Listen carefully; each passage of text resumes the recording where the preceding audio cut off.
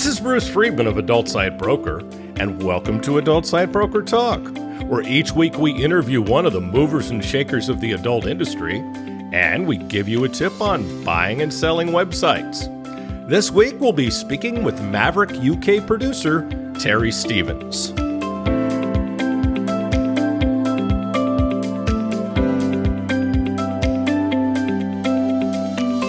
Adult Site Broker is proud to announce the launch of our new website at adultsitebroker.com. We've added some enhancements to the site, such as FAQs and a complete new platform. The look and feel of the new site are nice and up to date. The new site also has links to our marketplace and affiliate program. Plus, don't forget ASB Marketplace, the first platform where you can buy and sell adult sites and domains for free. ASB Marketplace allows buyers and sellers the chance to come together on properties that are valued below our company's minimum of $50,000. Don't pay for other marketplaces when ASB Marketplace gives you this service for free. Visit asbmarketplace.com and sign up as a seller or as a buyer today. And of course, there's ASB Cash, the first affiliate program for an adult website brokerage where you can earn as much as 20% of our broker commission referring sellers and buyers to us at Adult Site Broker. Check out asbcash.com for more details and to sign up. Now let's feature our property of the week that's for sale at Adult Site Broker. Internet.com, the ultimate internet domain, is now available, and we're proud to list it. The domain gets 6 million unique visitors a month. This domain can be used for any of a number of uses. The opening bid is only $35 million. Now time for this week's interview. My guest today on Adult Site Broker Talk is Terry Stevens. Terry, thanks for being with us today on Adult Site Broker Talk. Thanks for having me. I'm really honored to be here. Well, I'm honored to have you. I've been looking forward to this. Now, Maverick producer Terry Stevens started out selling porn on VHS when the business was highly illegal in the mid-90s before a chance encounter with a customer gave him the opportunity to make his first amateur movie.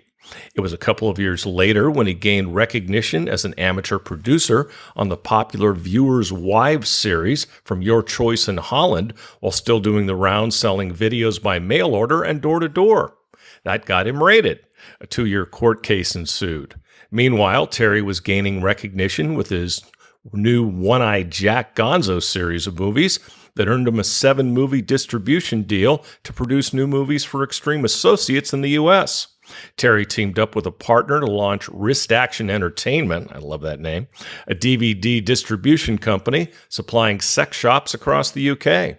The problems with the newfound industry gone legal had problems that required a concerted effort to set standards, and UK Producers was born from a chance gathering of producers to form an association under the name of Producers for a Pint. Another great name. Everything's about drinking there. UCAP, as it came to be known later, was a collection of producers who engineered the much-needed changes that were required in a largely unregulated business, which later found itself defending the right to produce adult content for sale in the UK and its numerous challenges from the R18 online, ATVOD, and age verification. At the same time, Terry was gaining momentum with his award-winning series Real Couples, which was featured on Playboy's Sexcetera. And he was also juggling with productions and daily politics with performers and his commitment to the association, as well as staying ahead of all the changes that come with a business in a constant state of flux. After years of being a secretary to the various administrations over a 10-year period, Terry became the default chairman for the full 5-year term and oversaw the UCAP Awards from 2014 to 2018. Since the pandemic, Terry has been living in Bulgaria and continues to monetize his website. Sorry, Terry, that's all the time we have for today. Nice talking to you. Thank you. Thank you very much. Goodbye. So, yeah, that was pretty good. Yeah. I do my best. So, tell us about yourself and how you got into the adult business. I came into the business when it was illegal to sell porn and made my bones through mail order and home deliveries before that chance encounter with a customer where they asked me if I could find he asked me if I knew any couples that would want to make a video. Of course, I didn't because I sold videos, but I did know a couple that were having an affair. And I told them about a friend who wanted to make a video, and I was quite surprised. They said yes, they agreed to do it. And they were having an affair? Yeah, I'll have to elaborate on this a little bit more because I used to sell videos from home, and I used to do my my selling where people used to come around to my home. So they'd look at the videos that they wanted to buy. I see. And this particular couple came to visit me one day, and they said, "Look, hotels are really expensive. Can we shag hair?" And I was like, this is highly unusual. But I was getting used to being highly unusual, selling porn tapes, because I start meeting unusual customers. So I said, yeah, man, whatever. They paid me a little bit extra. And because I knew that they were having an affair, I think it's probably why I asked them, because it was a private video anyway. So I hooked them up with this other guy. He gave me his camera, and I filmed them with it. I'd like to say that my career started from that moment, but it didn't start until a couple of years later. After the incident, he said he had no use for the camera, and he left it with me. So it took me about 2 years later before I used it to film a girl who applied through an advert in an adult magazine. And I really didn't know what to do. All I just knew is that she was really pretty. And I just thought, I'd be silly to pass up on this. Yep. So I asked a friend if he would be the stud for me. And he was like, what? Do what? I said, why don't you do it? And I was like, because I'm filming. What am I supposed to do? I can't. But then, I didn't know. I wasn't into the gonzo thing. I was like wet behind the ears. This is my first girl I ever filmed. Right. So of course it was kind of awkward, but it was a nice meeting though, because when I met her, I spent a bit of time asking her questions. I was just genuinely curious why she would put an advert, why would she answer an advert for selling videos to want to make videos. And she said, well, she thought it was just a logical thing. People who sell it must make it. And I thought, no, I'm pirating this stuff. But okay. I said, I found myself getting into the amateur film market then. And I was doing that for quite some time before I started meeting people in what was the beginnings of the adult industry at the time. Yeah, you go back to the beginning. Well, yeah. I mean, I think the only real person that we had of any stature in the business at the time was Ben Dover, because we were still at a point where the industry was illegal. And I think we might have had some soft channels like the adult channel. And I think Television X might have started up back then, but they were soft. So there was a whole different approach back then. So hardcore was highly illegal. But somehow there was an underground market, if you like, of people making movies. Because I think it's technology that facilitated that. Sure. I think it's the fact that a lot of 8mm video cameras back then came down in price, and human beings, being human beings, will find uses for those cameras, and invariably it turns to sex. Sure. And I think back in the early days, most of the trading of adult videos was mainly done by swaps. I see.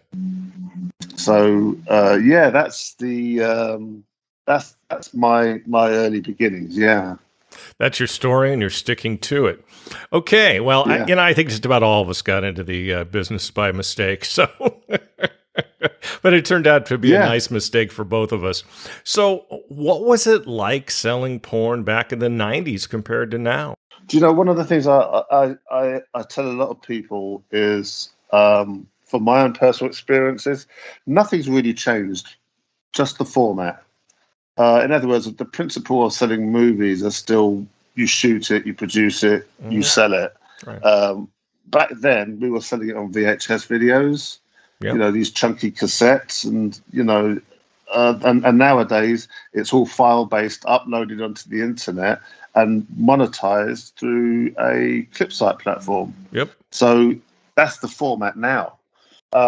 But there are lots of other things that were different. Back then, we never had the access to luxuries like credit card processors. Yep. So we had to rely on cash and postal orders. which were great. Oh, and checks. Nobody remembers checks, but we used to get checks, and we Oh, used I to make sure remember checks. those. I'm older than you are. I totally remember checks. Well, yeah. So we waited for the checks to clear so that we made sure we got our money because we never sent any of the goods out by mail order until we got our money. Otherwise, Smart. they would cancel that check, which would probably be the modern equivalent of a chargeback. Yeah. Yeah. So back then we could avoid chargebacks by waiting for the checks to clear. So when you think about it, it was better back then. Yeah, you make And it was. you make a good point. I think a lot of things were more simpler back then as well. I think a lot of the business was out of sight, out of mind. Nowadays, it's just full on in your face because of all the tube sites. Sure. It's everywhere. And I think, yeah, and I think that's what's causing us problems today. Otherwise, the adult sites, the adult pay sites would be out of sight, out of mind. Yeah, you're absolutely right. So, when did you transition to couples porn and why? What did you feel it was going to be more socially acceptable? The transition to real couples came naturally on the basis of all my previous years. So I've worked with couples from the moment I started, but I didn't shoot them as couples. I just shot them as boy-girl scenes. Right. But when I thought about it, we were starting to get a lot of no-shows in the business at the time. And my partner, who jumped on board with me before, about the time we did Wrist Action, I said to him that it would be more practical if we just worked with couples. Mhm. And it made sense because that way you're not going to get one not showing if they're a couple, are you? You're going to get No. boy-girl scene, you're going to get boy-girl scene because they live together. Right. So 9 times out of 10, you're always going to get a shoot. So it made perfect sense to shoot couples, and yeah. I mean, it was just a lot easier as well because the chemistry was already there. It just made everything easier. Yeah. No, that makes perfect sense. So now I got to ask you this. What's the deal with this alter ego you've got, Naked Truth Guy? Now, how did that come about and what did you do with it? Right. Okay. Naked Truth Guy came about. I think it was about 2014 when there's a guy called Jerry Barnett who was campaigning against stop porn culture because we had people like anti-porn campaigners like Gail Dines and Julie Bindel did conventions for people that was anti-porn. So we. Oh, I remember the protest across the street from the hotel in London. That was probably the one we went to. Yeah, that's probably that's where we met. Right, yeah. Yeah, okay, that makes sense. Yeah, because there was a lot of people there. It's on YouTube, the video. But yeah, it started off from there because I was merely just a cameraman, just documenting what was going on in the day. And I remember waking up on Monday morning, and I think this was probably inspired because by a woman called Charlotte Rose, who said to me, if you had a secret, she used to do a radio show, and she said to me, if you had a secret power, what would you want that power to be? And I remember back then, it just came to me naturally. It was just about the truth. Mm-hmm. Yeah. And she says, so your power would be telling the truth. I says, yeah, do you know what? Yeah, I think it would be telling the truth because there's a lot of lies being spread about porn right now. They're trying to demonize the business that I'm in. I'm not who these people make me out to be. Yeah. So, and the name Naked Truth Guy came out of that. And I thought, wow, yeah. So I set up my Twitter account as Naked Truth Guy, and I used that to talk about the things that I used it as my commentary. So whenever I spoke to people like Gail Dine, she blocked me, by the way. I would counteract their comments with truthful comments. Right. Like I'll say, if she said something, I would say, well, can you prove that? Because they can't. They'll come out with fudged up figures. For instance, the adult industry makes $98 billion a year. And I thought, that can't be. Where did you get your facts from? And they don't want to answer that question. They got it very close by, right out of their ass. Yeah, exactly.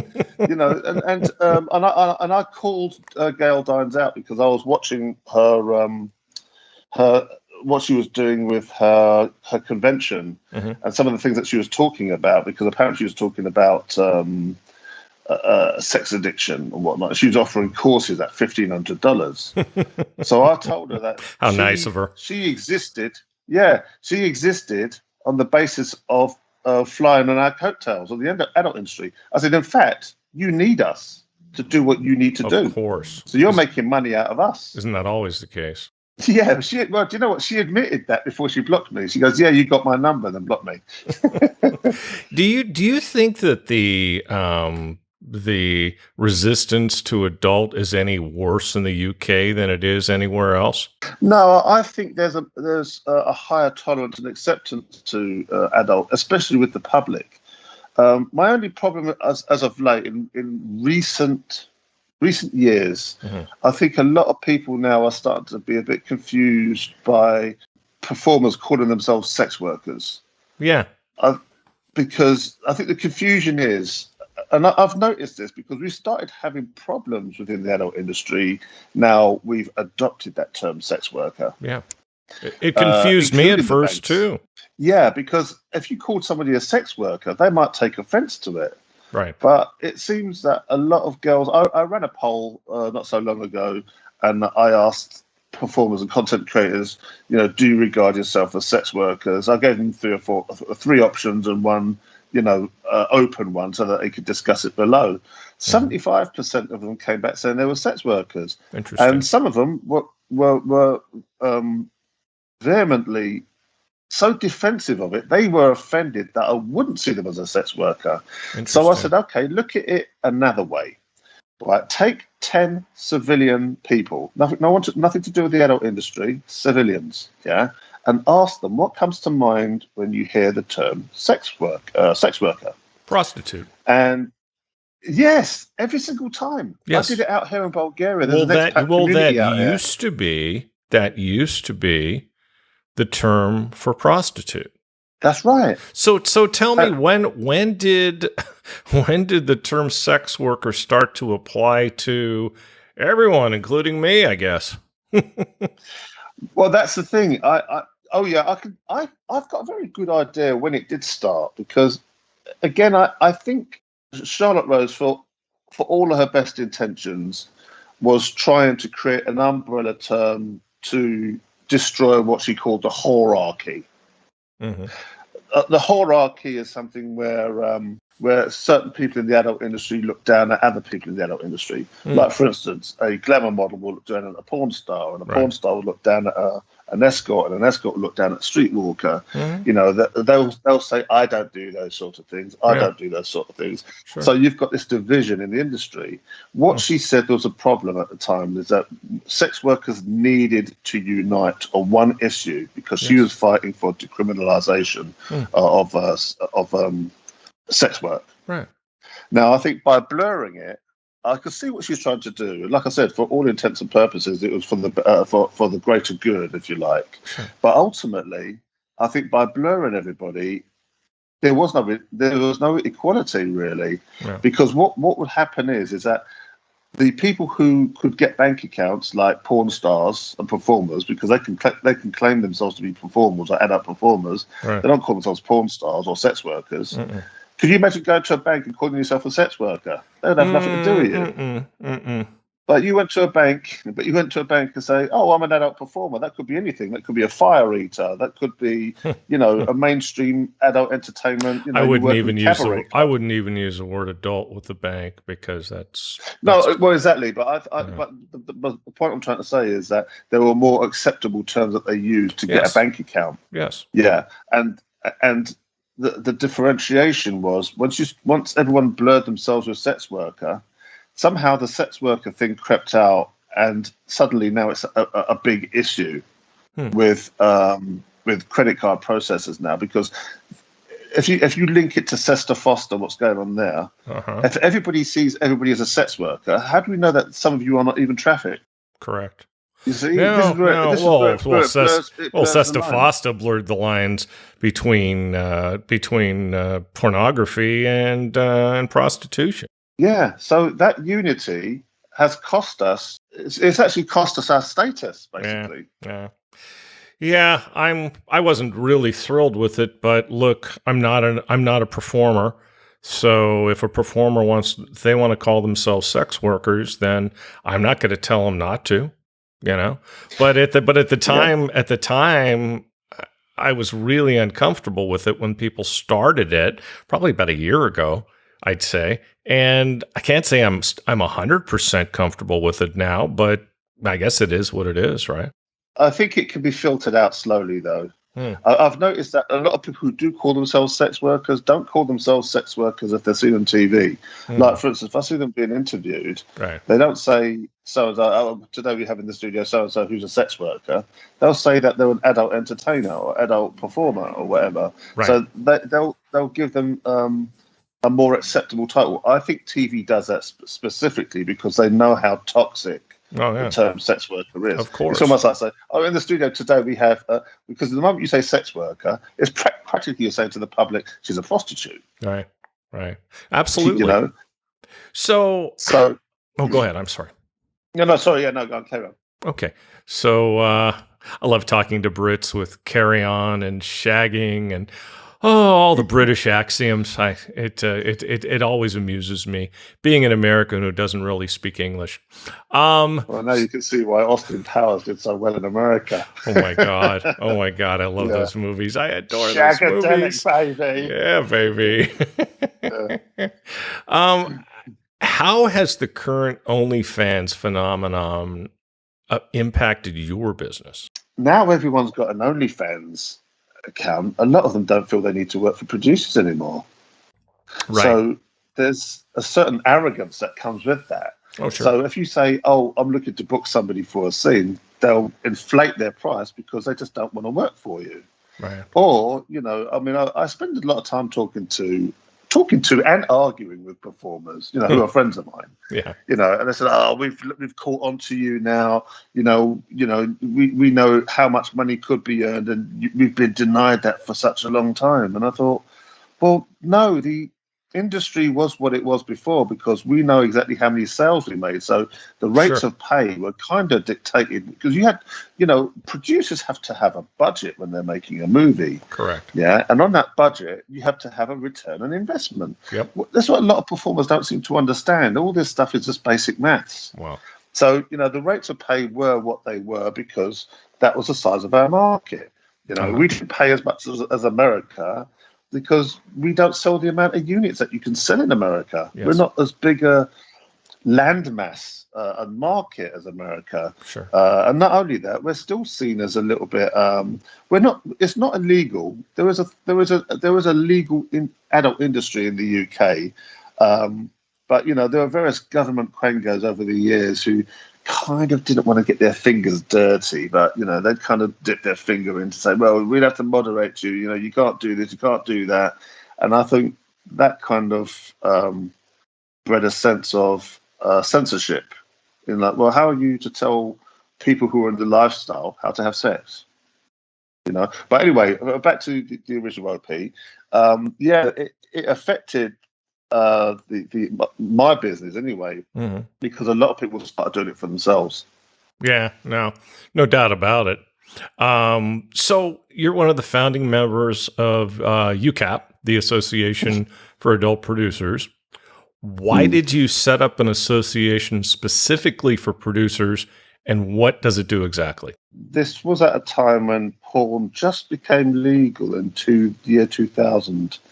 As you mentioned earlier on, when we first started out, we first met up at a convention called Erotica, Yes.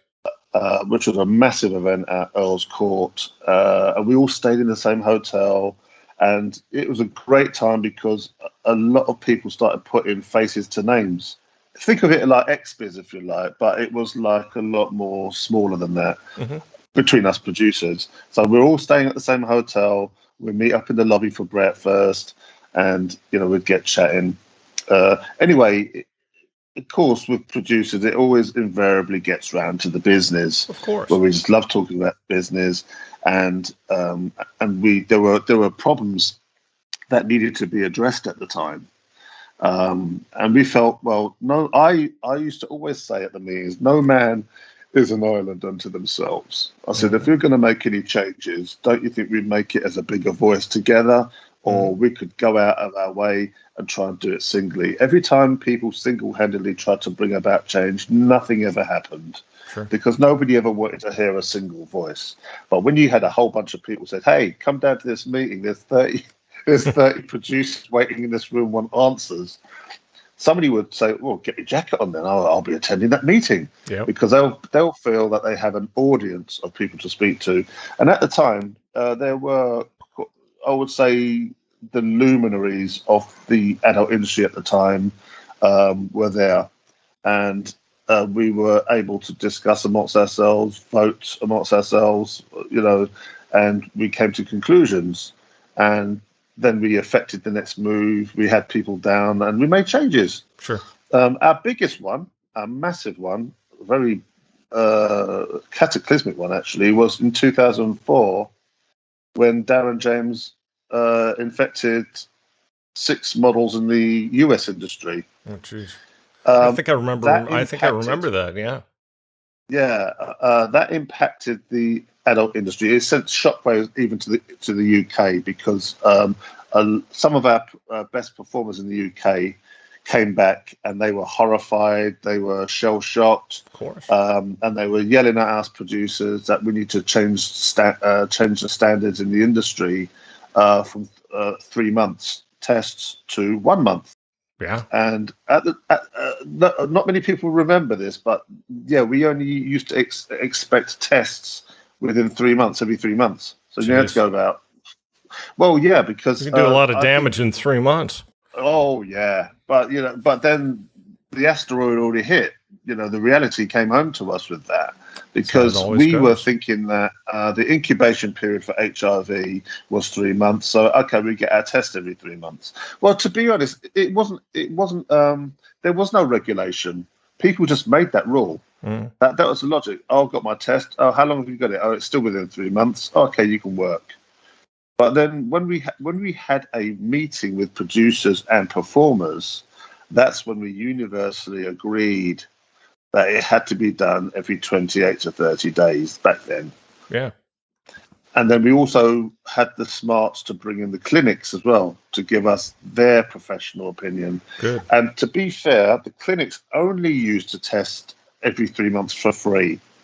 But because of the adult industry, they did a special deal with us to say, okay, we'll create these gold cards for performers to get tested so that we can identify performers in the industry who need to be tested every month. That's nice. That's real Yeah, nice. so yeah, that was our first victory as UK adult producers. Fabulous. Later on, of course, we every time we came, we only had 4 meetings a year. So every producer would bring any of their issues or discussions to the meetings. And we'd have meetings with or day trips out to people like the BBFC who would discuss how they make their cuts for adult content.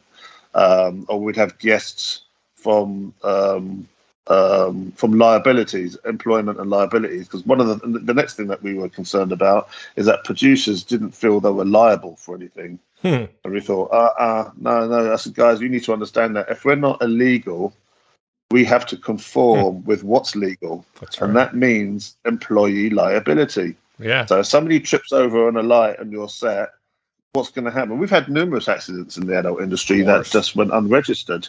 Of course. And we're lucky that no one's ever sued a producer. Really? Yeah, we're lucky. Yeah, that no one's ever sued a producer. Well, But if they turned out and I did, think if anybody, I yeah, think if anyone did, and it wasn't something very serious, I think they'd probably have a little trouble getting work. I think that's kind of the way it works. yeah, there is that. But I think there was some people just took it on the chin just because it was an accident and it wasn't their fault. I mean, I know that a guy broke his dick on my scene once, Oh, jeez. but the interesting thing is That I hurts. can't That find a hurts life. just hearing it. Yeah, I know. But try as you might, there are there are insurances that do cover aspects of the adult industry, but they do not cover anything to do with injuries related to production, Okay. which is interesting. because the mainstream industry has industry liability insurance to protect mainstream actors because, I don't know, it's a bigger industry and it's more legitimate. Sure.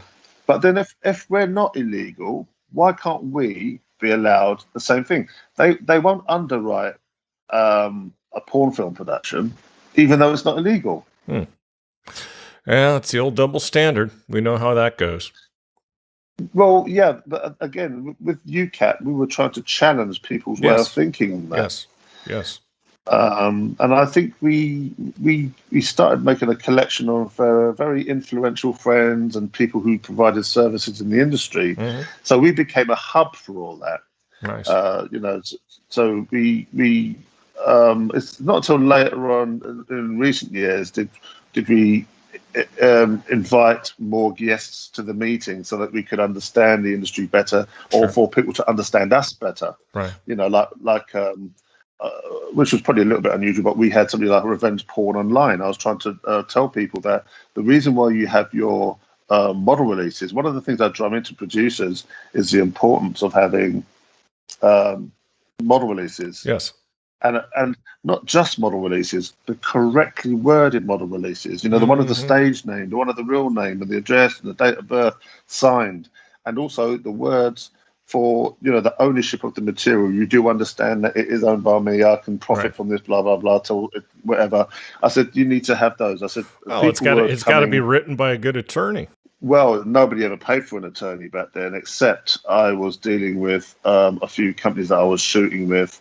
And I managed to obtain proper legal, legally written releases, and adopted that into my standard release. Good. So I said to people that my one's pretty much ironclad because I've had it read by a lawyer and said that, yeah, okay, it's covered. I've had various incidences where I had to provide my paperwork and it kept me out of court because of the wording. Exactly. So, yeah. So I would drum into people the importance for model releases. Oh, absolutely.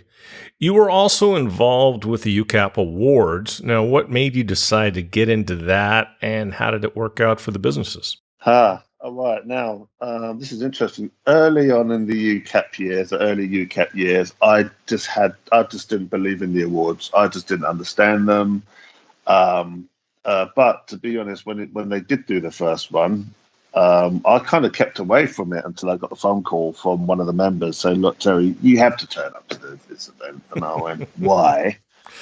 Yeah, and they said, "Because you won." All right. And I went, "Oh," and I said, "But I'll have to tell you that because I want to get you there." Okay, fine, fair enough. So when I turned up, you know what? The night was really impressive. He'd done a fantastic job. It was Phil Black who organised the first. I mean, he was a member of UCAP, but it wasn't called the UCAP Awards back then. It was called UCAFTA, so it was the UK Adult Film and Television Awards, which is quite clever, right? Because what he did, he also included adult in mainstream, right? So you'll see in the news, it's still there. If you look for it on a Google search, you'll find. If you look for UCAFTA, you'll find a wiki page. I don't know who put that together, but somebody did. And I remember back in the day, I can't remember what her name is now, Billy.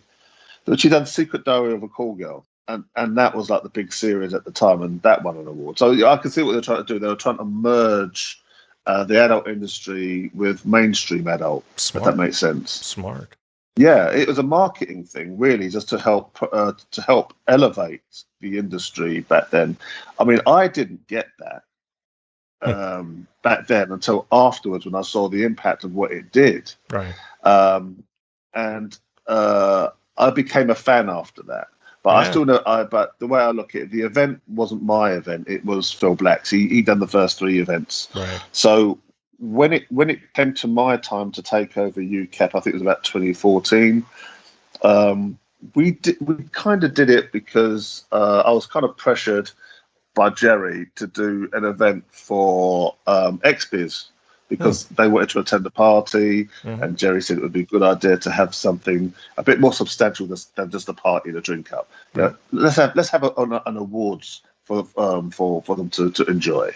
So I thought, okay. So I did about 8 categories, and when I was doing it, I suddenly realized I started believing in in what I was doing. If that makes Mm-hmm. sense. I saw the potential for look what we're doing here. We've got Americans over here from XBiz, Mm-hmm. okay, and we're presenting winners. And I remember that the winners did go on to bigger and better things.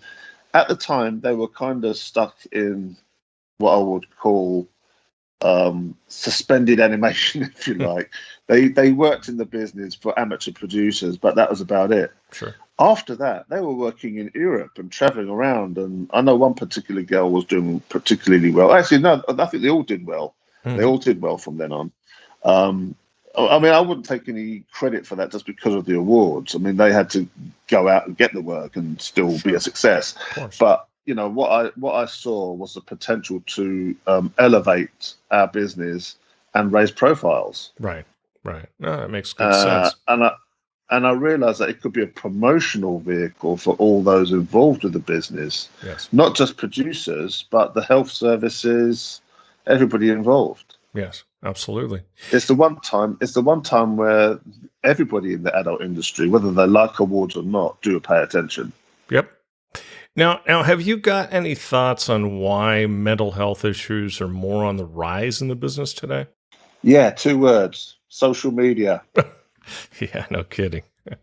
It's not just social media though. There's a lot more pressures on performers these days to succeed, even though they're doing well on their OnlyFans. I'm finding a lot of girls are just breaking down from dealing with the demand of fans, dealing with the demand of the work they have to put out, promotion, shooting, as well as having a life, as well as beautifying themselves, well as raising children, because people forget that some of these girls do have children as well. They have families to feed. Yep. So it all weighs in on them. So yeah, it can be very difficult. Social media is another one because I see that as a blessing and a curse. I think social media Totally. has replaced the mailing list that we had back in the olden days. Mm-hmm. And it's convenient now because you can tweet out there and people can come to your site and they can sign up, and it's that's great. But there are problems. The other side of that coin is that you'll get trolls. You'll get people wanting attention, and psychologically, it kind of breaks a lot of girls down. Yep. So I think a lot of girls have a lot to deal with, especially with social media. I mean, there was a particular incident that, there was a time when we was losing a girl every month in America, That's one right. particular year. That's right. And most of that was around social media. Yeah. Yeah, that was before Pineapple Support got started. In fact, I was That's right. I was interviewed on their podcast a couple nights ago. So yeah, I mean, I interviewed Leah Tennant as well because I wanted to understand a bit more about Pineapple Support. Because being in the UK, I was trying to get people over here to understand the importance of mental health. Yep. I mean, the good thing about what Pineapple Support are doing is that it's adult industry specific. Yes, absolutely. Because a lot of charity organisations, I mean, I'm personally not trained to deal with this, but I've had to deal with the phone calls at 2:00 in the morning from a sobbing girl, and I'm thinking, who's this? And I hear them crying and sobbing, and they say, I'm sorry to call you, Terry, but you're the only one I know that's up at this time in the morning. I just need someone to talk to. And I went, yeah, by all means, go. What's the matter, girl? And they're telling me, whatever their issue is, I think sometimes girls just want a listening ear. Yeah. And they just don't trust anybody else to listen because that's a compliment there to was you. a stigma. That's a compliment to you. Well, a lot of girls know I talk about a lot of deep stuff. And, it's not just the girls I help the guys as well. I think a lot of guys don't show their emotions very well. So, it's a big deal to me when a guy decides that I've got something really personal to talk about, and it's not the easiest thing to talk about. It's not easy as a male to talk about you've been assaulted by another guy. It's not easy. No. So I understand the darkness with that goes on in this world, and I've come to the conclusion that a lot of people's problems in the industry is not even to do with the work itself; it's to do with the outside world. Yeah. No, social media gets so toxic. including some of our own social media. Sometimes some of the people on XBiz, it's just incredibly toxic. I had one such case last week, and which as an ambassador you may be familiar with. We're as we record here in early September, by the way. But no, it's very toxic, and people have feelings, and some of these keyboard warriors don't realize that, and they just tear people shred to shred, and then they just go on with their day, and it's just I don't know. I don't know what the answer is. Usually, the anonymity of it all makes it easy. Sure. The problem I had on XBiz was a guy who doesn't even use his name. You know, he uses a handle, which I know a lot of people an adult do, but doesn't make it any easier. Yeah. No, it doesn't make. Well, you say it doesn't make it any easier, but now you know that people are hiding behind an anonymity. Of course, it should help you understand things. Do you know what? I mean, Naked Truth Guy, I had to set up as a separate name because I used to get into arguments as UCAP because a lot of people didn't trust UCAP in its early days. They thought we were. They thought as we were some kind of consortium of producers trying to control the industry. We had all kinds of accusations of elitism and everything. And it got to the point where I was being defensive, and some people would just get downright nasty. Now, people say that I get into arguments, but one thing I refuse to get into is being downright nasty. I will not get downright nasty, and I will not get personal. What I will get is eloquent. So if I'm going to attack you, it's going to be on an intelligent level. You are so British, Terry. You are so British. That's one of the things I love about the Brits, by the way. It's one of the things I love about the Brits as well, is that how they can eviscerate you with just words. Yes, indeed. Indeed. And I think just a well-placed word will just destroy you, whereas another person will. I mean, I've seen people who started out as bullies be broken in half by not being able to answer back to something that's intelligent. Well, I do a lot of I do a lot of this. I do a lot of the same. You know, I'll respond back to people in a very intelligent and well thought out way, and they don't know what to do with that because they're not used to people being thoughtful. I'll tell you what, it all comes back down to the same thing. Isn't it all very Art of War by Sun Tzu? Sorry? It's what? It's all very Art of War by Sun Tzu. Yeah, that Sun Tzu is the guy that wrote the Art of War, yeah? Okay. Now, when you look at it, a lot of the philosophies that he had in that book, which are quite amazing, apply to a lot of the way life is today. Yeah. But if you want to agitate your bully, I mean, I can't remember what the saying was, but anyway, if you agitate your bully and they resort to getting personal with nasty words, they've lost the battle. Yes. Every battle is won before it's fought is another one. It's true. Every battle is won before it's fought. It's very true. If you think about it. Yeah. And that's what I love about the Art of War. Anyway, but every time people talk about Twitter and arguments, it does remind me a lot. I said, if people read the Art of War, they will understand how to deal with people and trolls on social media. Well, I'll put it on my list. Some people. Oh yeah, it's not a very big book. It's not a very long book. But it's got some great stuff in it. It'll make you think. You think, hey, that makes sense. Yeah, I like. So books. In future, I like books like that. Yeah. So it makes sense, and it will help you be a bit more strategic in your approach to speaking to people. Yeah. So sometimes if somebody's having a go at you, just let them have a go at you, and and then wait a minute and think, are you done yet? And then that's when you can hit them with the facts. Oh, yeah, exactly. Well, my use of social media these days is pretty much limited to business, a little bit of soft Twitter and soft Facebook, personal, but I got into Facebook heavy, and Facebook helped convince me that I don't want to be there. So anyway, so it was a time waster anyway, my God. So what are the differences between the indie content producer and the current content creator? I'm going to say there's no difference between the two. I mean, I started out as what we would call back in the day as a semi-pro, and then I became pro-am. Yeah. And we we had less terms back then. I mean, in porn, people might have called me a gonzo producer.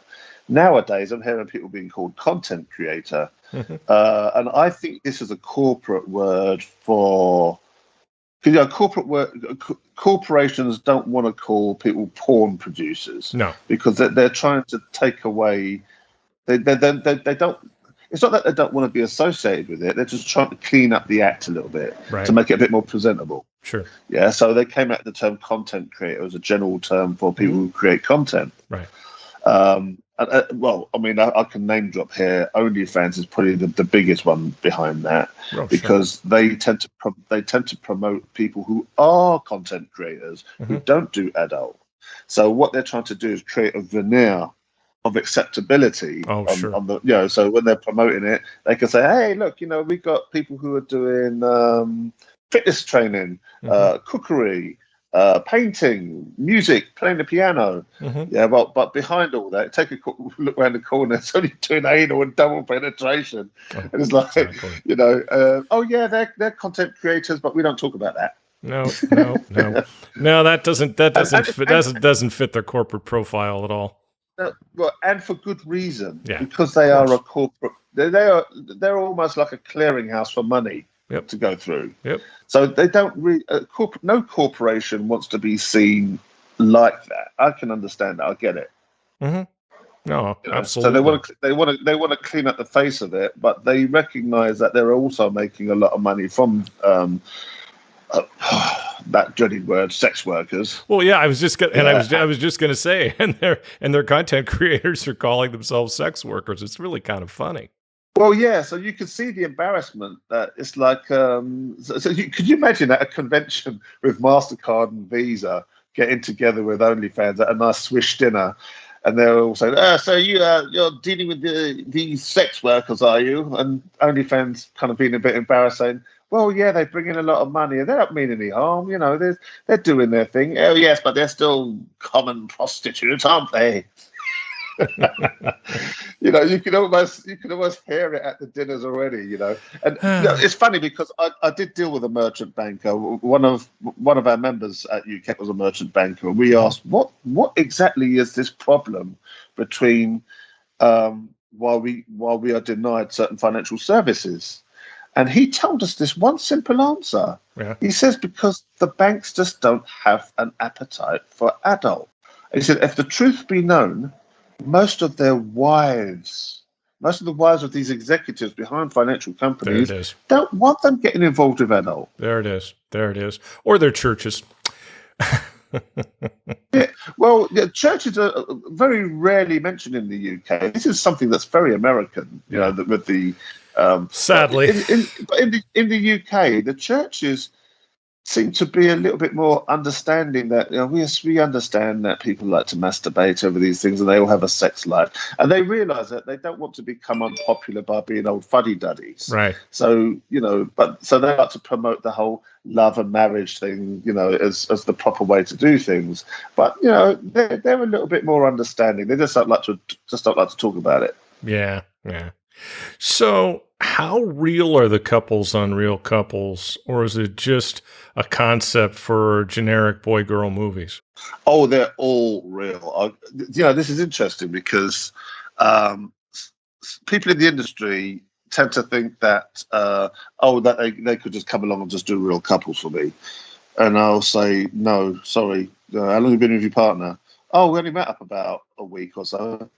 This doesn't count, then, is it? Really, you've got no history between you. There's nothing to talk about. Yeah,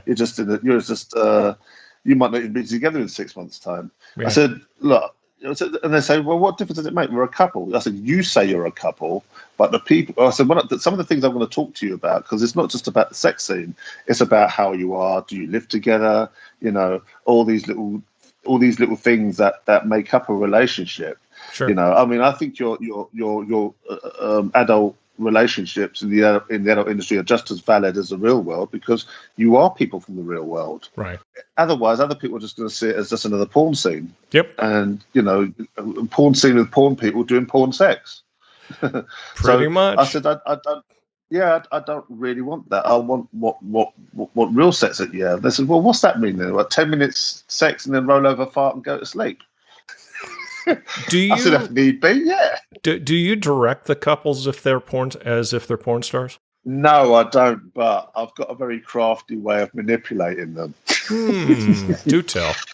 Well, let me explain. Right now, so what it is, I always spend a lot of time finding out what they like doing. Uh-huh. Yeah, and I tell them to be honest. I said you can show whatever you want. I said what you got to remember that other couples are going to be watching you, so you're kind of going to be educating them. So if there's a particular thing that helps you perform better, then carry on doing it. I said, don't be ashamed of whatever you do. If you like to be pegged by your missus, or you like a reach round or whatever, or you like to be rimmed or whatever specific act it is you do, don't be embarrassed because I said couples enjoy watching other couples being honest with each other. Oh yeah, Yeah. absolutely. So once I've instilled that trust in them, that's when it's usually the woman that's really more like, oh yeah, he likes this, he likes that. Baby, you can't be telling him that.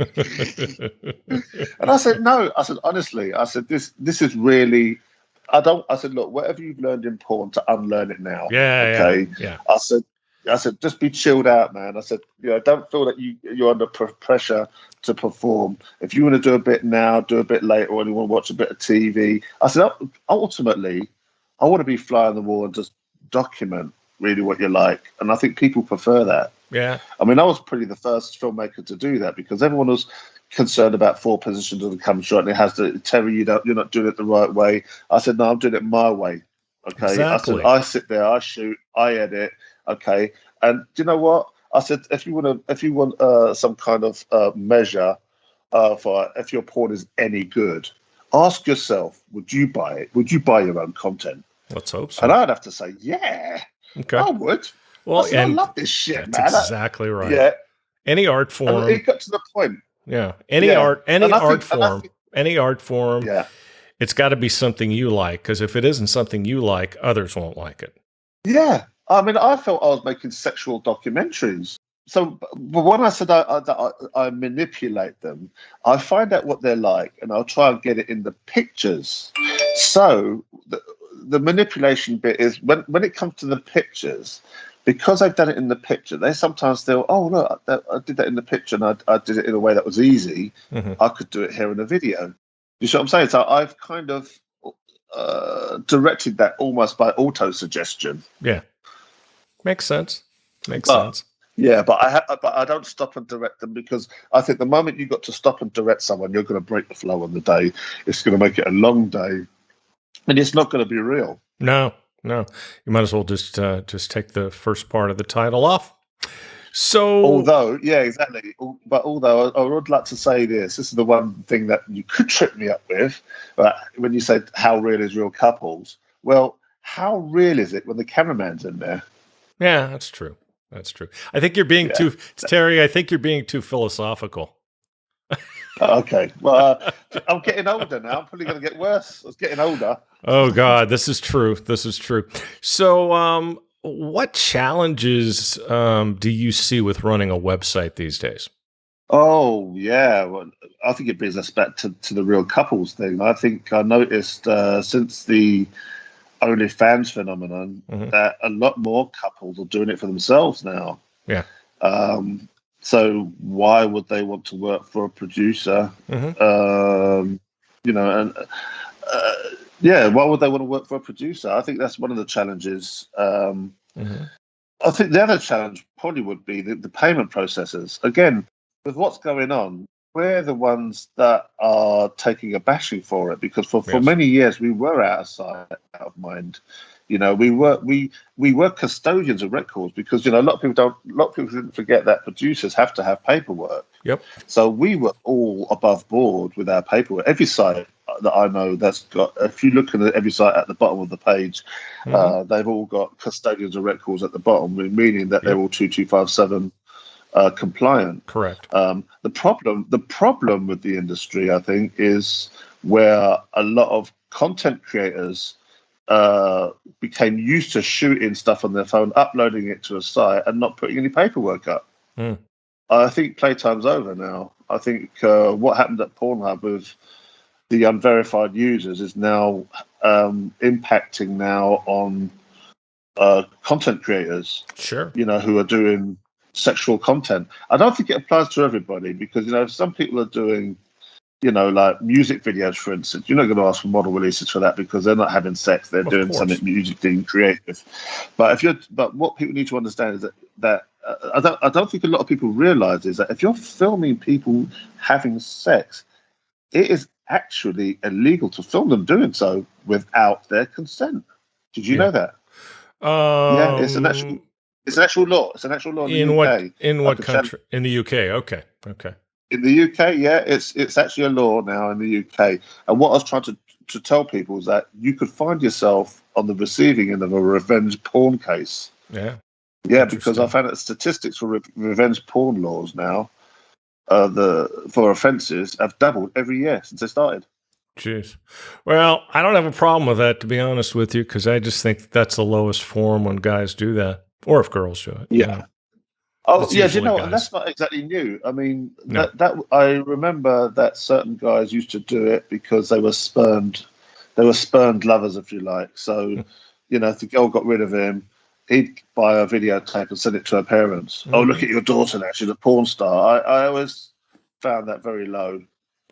It's And I all, said, yeah, it's very low. It's very low. And I don't have a problem with any punishment for it, to be honest with you. yeah. Well, no. Well, that's how we felt about it in the industry. We felt, look, mate, if you're going to go that low, you know, we're not going to be shedding a tear for you if you get kicked in by somebody because Absolutely. you went out your way to hurt her in the worst way possible. Yeah, So hey, justice is justice. We just have to look the other way. exactly. So, what advice would you give to people in the adult business today, especially those just getting started? Definitely to pay attention to getting your model releases correct, your Hmm. paperwork correct. Also, there's a wealth of knowledge out there now. Try and absorb as much of it as you can. Hmm. Try and be part of groups and organizations where they discuss certain things that may impact on your business. What's happened with OnlyFans recently. I mean, I've got an OnlyFans account, but when they suddenly said, "Oh, all the hardcore has to be off by October the 1st," I didn't sweat it. I just kind of because I'm aware of what was going on for months. Being on XBiz Yep. again, being on XBiz, that's a wealth of information right Yes. there. Yes. I Some mean, days. between us, yeah. Well, do you know what? When you get a bunch of people together, sometimes not everybody's going to be on the same level of experience and knowledge. So some people are a little bit more frivolous than others and might upset others. So that's when it kind of gets into mediocrity.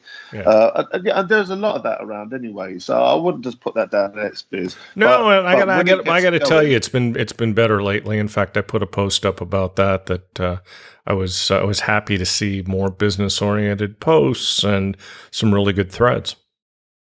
yeah, absolutely. And that's what you'd expect. That's the wealth of information that I'm talking about. Yep. Because people who are performers, whether you're a performer, content creator, producer, whatever level you are in the business, what I've loved about XBiz is that if you're looking for anybody, like yourself, somebody who sells websites, who manages the selling, the Yep. buying and selling of websites, designers, that's where you're going to find it. You're going to find it in a Sure. community just like that. So it's great to be part of XBiz is one Hmm. thing.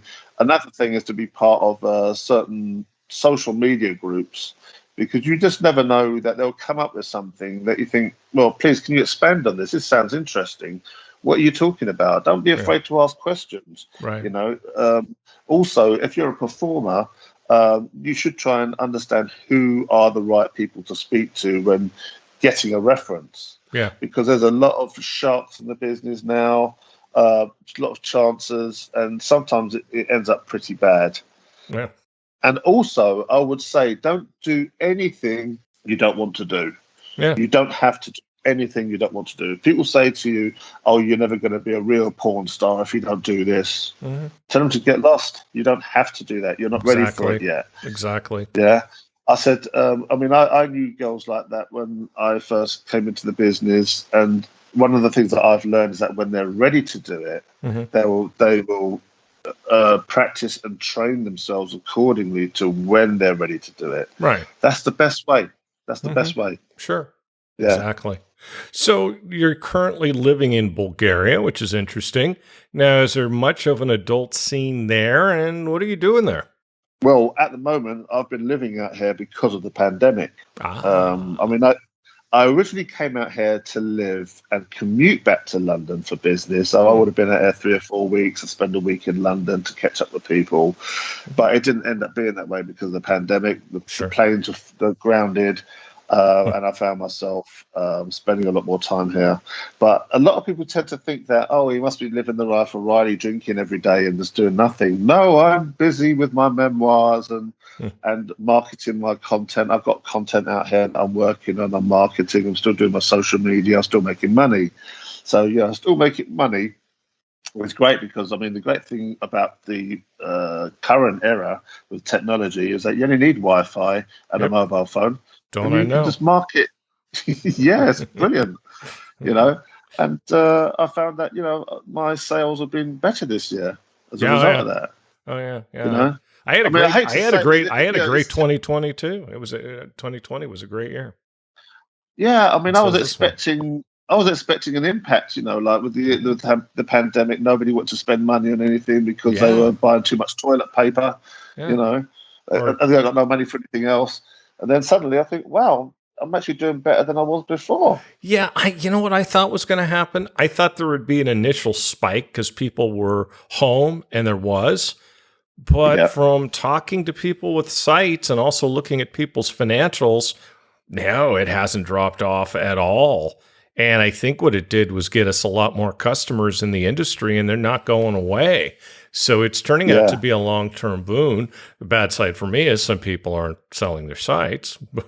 yeah, But yeah, no, I mean, it's a real buyer's market right now. But yeah, I saw, I expected it was going to fall off when people started losing their jobs, but it didn't. do you know what I think we can attribute to that? I Hmm. think the fact that porn is a lot more accessible and cheaper than it was before. When you look about, if you look at a lot of OnlyFans accounts, a lot of girls are doing special discounts, like ridiculously cheap, like $2.50, $3.50. Hmm. So a lot more people are going to rush into that, Sure. knowing that they can get a lot of content for very little money. Right, but I think. I'm seeing it with pay sites too. I'm seeing pay sites with great numbers from last year and this year. Yeah, well, I think people can see value for money. I mean, if you sign up to my site, so sounds like I'm advertising already. If you sign up to my site, you can get access to 20 other sites, Yeah, all for one price, there you and go. no hidden charges. Yeah, so it feels like I'm advertising my site, which kind of Please am, but, do, but please do. yeah, yeah. So yeah, that's realcouples.com, realcouples.co.uk. Let me say that again properly: realcouples.com or realcouples.co.uk is my main site. If you join up to that site, you can get access to 20 other sites Fabulous, in the fabulous. network. So, yeah. Um, but if you want to follow me as well, you can follow me on at Naked Truth Guy on Twitter. And also, if you want to follow my movies, is at Real Couples on Twitter as well. Fabulous. Okay, Terry. Hey. But if you also Oh, sorry. one more last thing, actually, Yes. one more last thing. Okay. Uh, if they're looking for discussions on and on getting into the industry, Hmm. health, anything to do with producing, Hmm. content creating, they Hmm. can follow me at official UCAP. Fantastic. At official UCAP. Yeah, Beautiful. yeah, that's UKAP, official UKAP. Fantastic. Hey, Terry, this has been, as you guys would say, brilliant. I'd like to. I can't do the accent. Sorry. I'd like to That's thank okay. you for for being our guest again today on Adult Side Broker Talk, and I hope we'll get a chance to do it again really soon. Thanks for having me. It's my pleasure. My broker tip today is part one on how to buy an adult site. The first question to ask yourself is, what kind of site would you like to buy? Would you like a tube site, a cam site, a dating site, a membership site, a social media site, or something else? If you want to buy a membership site, what type of site do you want and what niche? There are literally hundreds of niches and many sub niches. For instance, let's say you want to buy a gay site. Under gay, there's bears or mature, bareback, Asian, Latino, amateur, bi, black, Euro, and fetish, along with many fetishes under that classification. Plus, there's hardcore, jocks, porn stars, solo, trans, twinks, and uniforms. Straight has even more sub-niches. I can't tell you how many people contact me and just say, I want to buy a site, or I want to buy a pay site. I need more information than that. How you make this decision should be based on these factors. What interests you? What you enjoy should definitely play a part in what you buy. If you like men and want to make money on a straight site, that's probably a really bad idea. Same thing if you're straight and want to buy a gay site. So what you like plays a big part. What's your budget? This is something you need to establish at the very beginning. Not only do you need to know what it is you're working with, but some classifications of sites are more expensive than others. For instance, if you want a campsite with any traffic or revenue at all, you're going to need a lot of money. In fact, to buy any established site will be somewhat expensive. If you buy a site that's pretty much just a platform without traffic or sales, you're going to need a huge investment to build it up. In that case, it might actually be as good or better just to start your own site. That way you get exactly what it is you're looking for. We'll talk about this subject more next week. And next week we'll be speaking with Stefan Haenel of FinXP. And that's it for this week's Adult Site Broker Talk. I'd once again like to thank my guest, Terry Stevens. Talk to you again next week on Adult Site Broker Talk. I'm Bruce Friedman.